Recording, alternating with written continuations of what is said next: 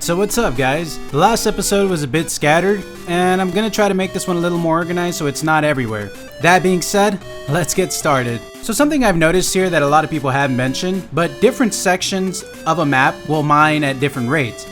Be mindful, iron mines slower than wood. It's only by a few frames, but nonetheless, it's an important thing to remember in battle. The fastest may be dirt or sand or miscellaneous, as Sakurai had said, so keep that in mind when you're gonna go to work. Another thing I noticed is that the shovel breaks too. This is basically telling me that mining wears down tools. Not just attacks, but mining things will wear down your artillery or your weapon. I think that's interesting. I know it works like that in the normal games, but I just didn't think they would put that into Steve's toolkit because it makes mining a double-edged sword. Obviously you have to do it in order to get better upgrades, but at the same time you're going to be wasting part of your toolkit. Also, that being said, once your tool breaks you can still mine, but judging from some footage that we've seen here, you're not going to mine as fast. Your mining slows down pretty significantly. Another thing I haven't seen is any mining done on platforms. So, tying into the last time, I did say a counterpick for Steve would be anything with platforms. I think if he's not able to mine on platforms, that it's definitely going to be a hindrance. He's going to have to get down on platforms and then go down below just to start mining. He's not going to be able to fight and camp on platforms the way he does on ground. I did have a thought. Do you think placing blocks off stage and below would allow you to mine the walls from the bottom of the stage? I see other materials here and I'd love to see if anything mines from them. Maybe we might be able to lab that out and see if you can mine from the walls underneath platforms. Something I noticed in this footage here is that digging iron and stone take the same amount of tool damage. I realize the stone one breaks first, but I think it's because it's mining to a faster rate, whereas in the iron one is mining slower. I think it's a bit odd to put that in, as mining iron should wear down a tool faster than mining stone, but it doesn't seem like they put that in. They put mining an equal amount of anything will wear down your tool at the same health, basically. One you will get more and the other you will get less, but they will both break once you reach a certain limit. It may be 10, 20, 30 units. We haven't really seen that yet. But I think that's also something to consider, right? When you're mining for tools, it doesn't matter what you mine. What really matters is the longevity of your tools. Now, Sakurai mentioned materials waste in this clip, but he didn't mention this sound cue. I'm gonna turn down all the audio and just have you play this back to back, and you'll be able to hear this.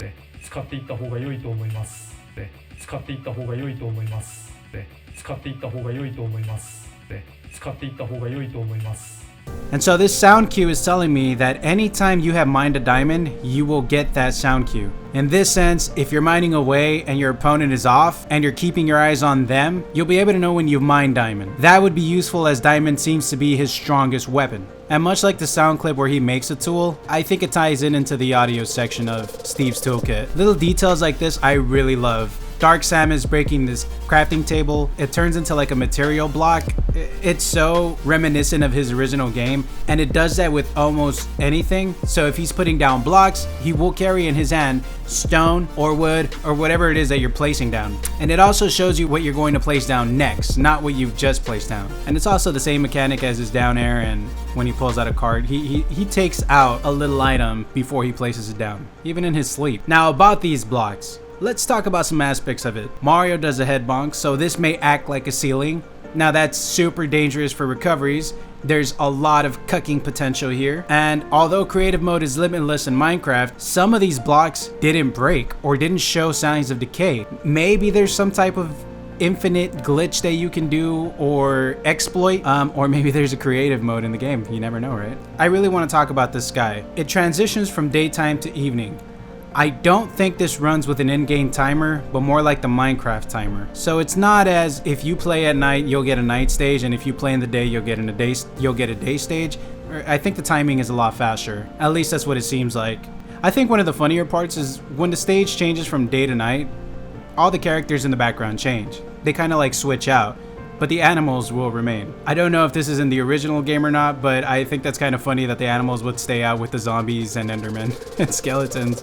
So another thing Sakurai has mentioned is that redstone does not show in your gauge or in your hub. Keep an eye out for it when you mine, because you will not know how much you have apparently. Unless that's the flash letting you know that you have enough mining material, but I doubt it. Especially since that Enderman wasn't collecting anything, so it would be placed out of nowhere, or it'll flash if you have it, I don't know. But redstone you will not be able to gauge.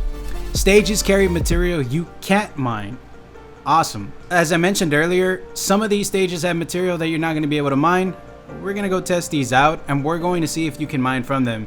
And if you do, are you able to get different materials? Most likely not. He probably would have made a mention of that, but it'd be interesting if he did, right? As I said before, Steve and Alex are shorter than Little Mac, but what is their weight? So, I'm assuming when Sakurai did this test with Sonic, he's basically saying that they're the same weight and percent. Meaning he would play test this with Sonic at 60% and Steve or Alex at 60%, and they would be the same weight. If this is true, that means Sonic will die to the bomb, but not if Steve hits the trigger. So that insinuates that if Sonic hits the pressure plate, Alex would have died instead, as they'd be the same weight.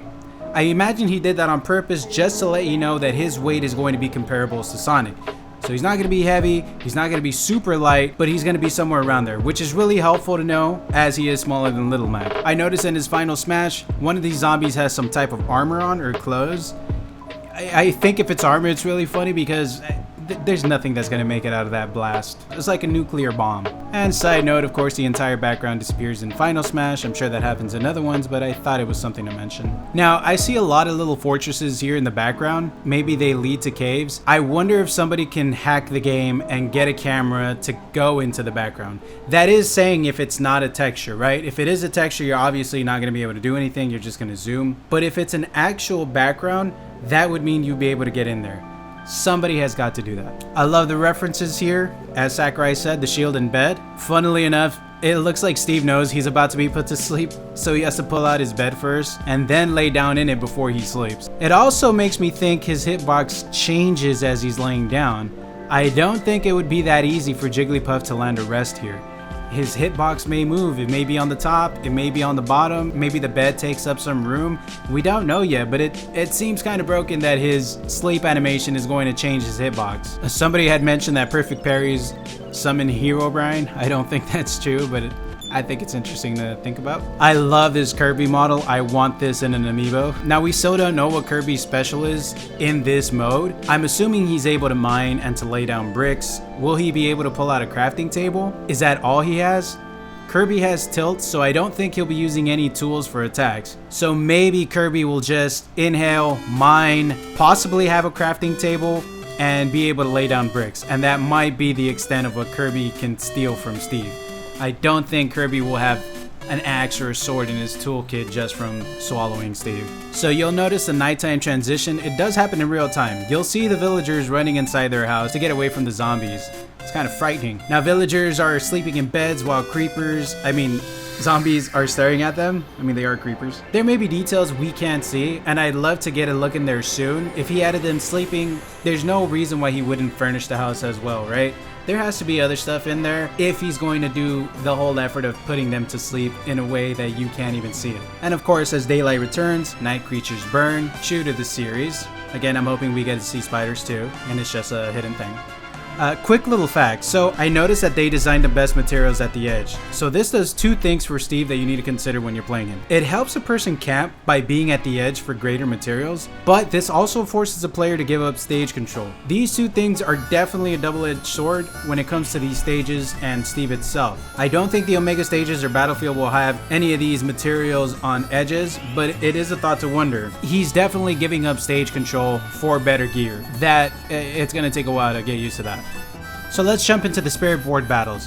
They're pretty much showing you what exactly you will be battling with. However, some of these characters obviously aren't going to be in the game, so I have some speculations on who is going to be taking certain places. Now, Ridley would be here, Inkling might be here, and Ganondorf might be an obvious Enderman, if not Enderman himself. But this also comes to the point that certain people will not be buying the DLC or cannot afford it, or for whatever reason it's not going to be in their console. So what I believe would happen is a character like Ganon would replace the Steve Enderman alt. So quick notes. I noticed during a match everybody starts with the crafting table next to them. And as you die, so does your table. It vanishes. Meaning you're not going to be able to use somebody else's table when you knock them out, and they won't be able to use your table when you get knocked out. As you spawn, a new one appears right where you spawn, and it has no invincibility frames. So it means it's going to get broken immediately by your opponent. But of course they said, don't worry about that. It spawns really fast. I noticed a couple more details about the minecart. It cannot be broken, it seems. And you can make it in midair. So it really will help a lot with recovery. Unless it puts you in free fall, but I don't think it does. Now, really funny detail. Somebody on Reddit, and I'll put them here, mentioned that the pig costume has no nipples. But the original pig in Minecraft does have nipples. Why couldn't we get a pig costume with nipples? Anyways, fun fact, Bomberman is going to be the first character to be an assist and a meat costume at the same time in the same game. I don't think anybody else has done that before. It's kind of a unique thing. I feel so bad for Bomberman. He should have been in Smash, but I mean, he is in Smash like twice. So it is what it is. So that's it. But that's pretty much it. I wanted to go over all these other little facts and speculations that I had. I'm glad you stayed till the end. Thanks so much for checking us out. Make sure you like and subscribe, and I'll see you guys later. Peace.